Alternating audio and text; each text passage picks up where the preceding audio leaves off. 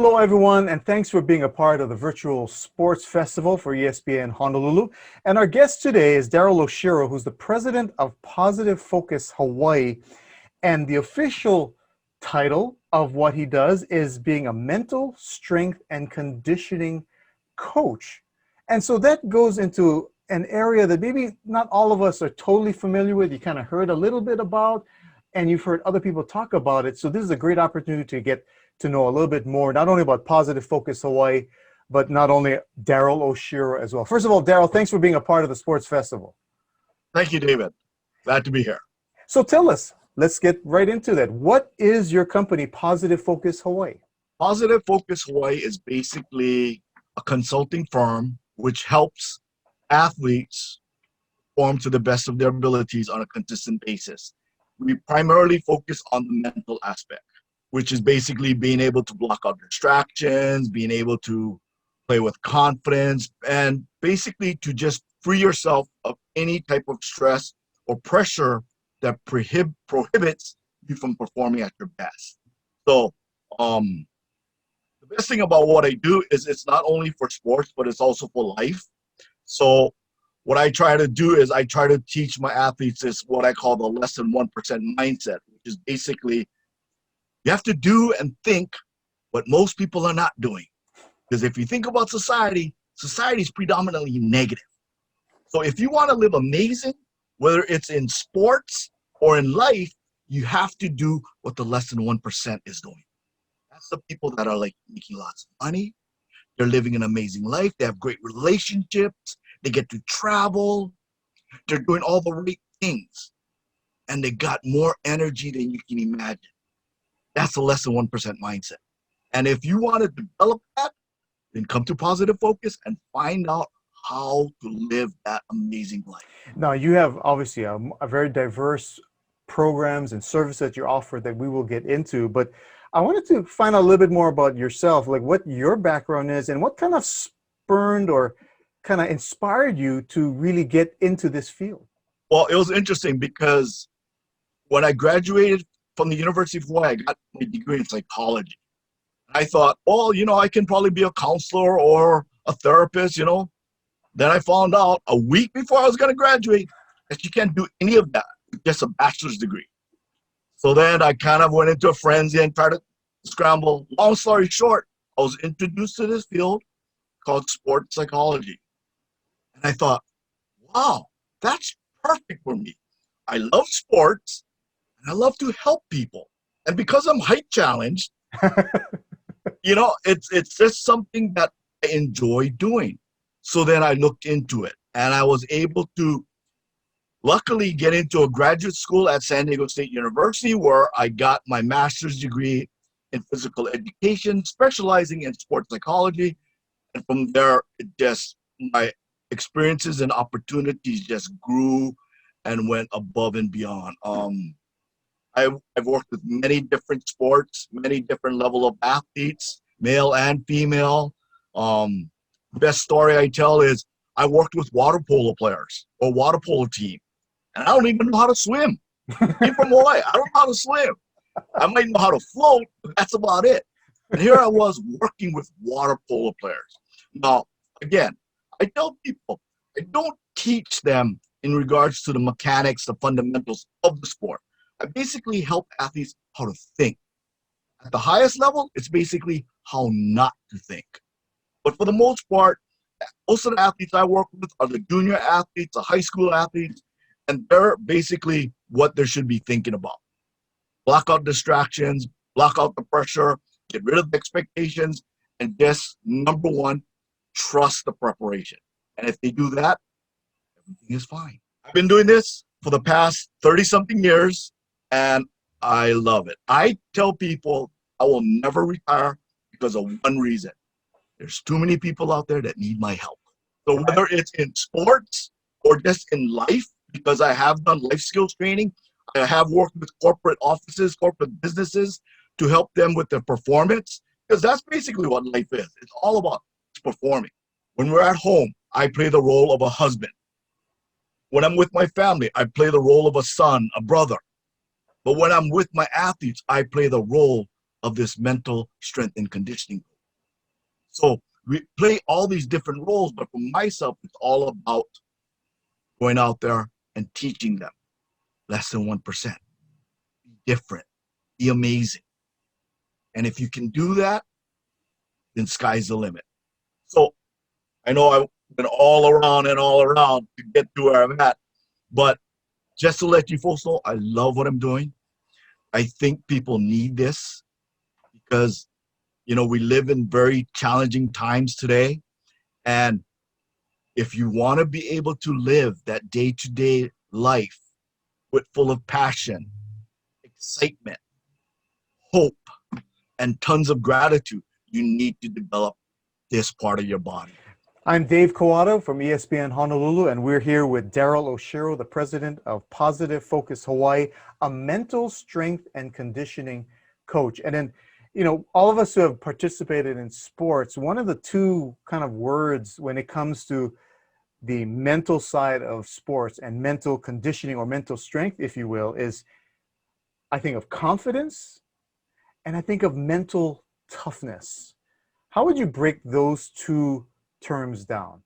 Well, it's interesting that you mentioned the word confidence, because one of the first lessons I always talk to my athletes about is, what do they think comes first, success or confidence? Dave, what do you think? What comes first, success or confidence? I would say confidence. Confidence, okay? Let me ask you this now. How do you get that confidence? Good question. I'd call Daryl Oshiro. Yeah, it's interesting because a lot of athletes will actually go back and say, well, I got to be good at it, which means they need to be successful for their confidence to rise. But I tell them, no. Confidence and success go hand in hand. If you want to gain confidence, you need to prepare.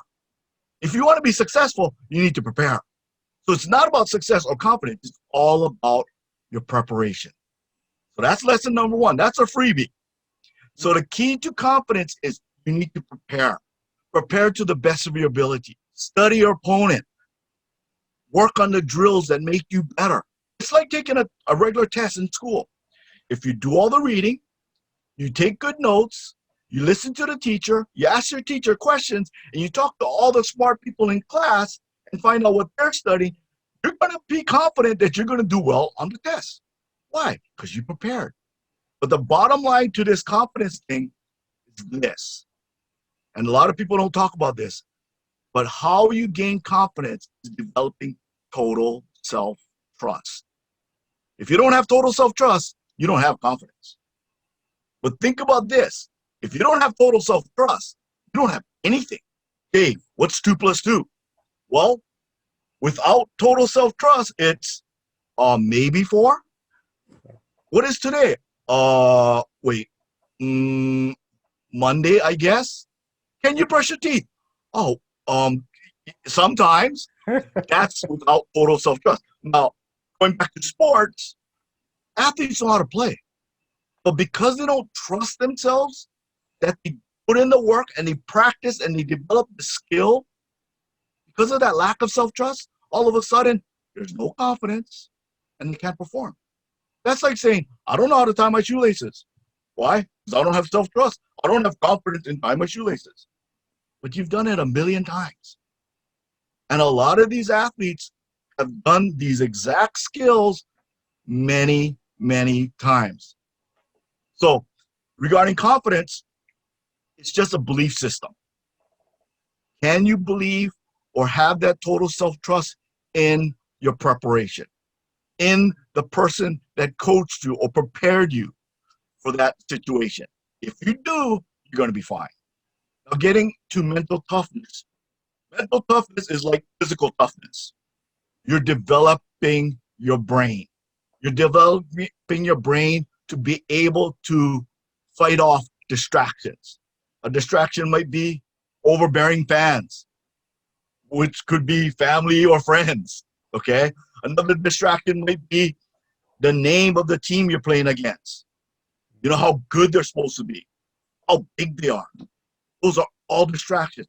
But if you develop the mental toughness, you're not going to be worried about that. You're going to go back to trusting your preparation, trusting your ability, and just going out there and performing. That's mental toughness. Being able to do something and control their mind, that's mental toughness. Easiest way to develop mental toughness, if there's anyone out there want to do this, go find a parking lot and go stand in it for 5 hours by yourself. I can guarantee you won't last more than 5 minutes and go, what the heck am I doing? But if you can stand in the middle of the parking lot for 5 hours and just be at peace at yourself, then you become what's called a Zen monk. And you would develop that mental toughness because your brain is going to be, I'm hungry, I'm tired, why am I doing this? This is stupid, this is crazy. But the thing is, if you can block all that out and you can tell yourself, you know what? If I do this, I'm going to be mentally tougher because I can stay focused on just being here, then you're going to be that much better. Now, sidebar, I'm not telling you to go find a parking lot and stand there for 5 hours. You can find a nice, comfortable room in your house and just try and see if you can sit there and not do anything. Not sleep now, but not do anything for an hour without letting your mind get out of control. You will develop mental. Did I answer your question? Yes, it does. I've got to test myself with that hour in a room. I can tell you that. Dave Kawada here, ESPN Honolulu, and I'm joined with Daryl Oshiro, the president of Positive Focus Hawaii.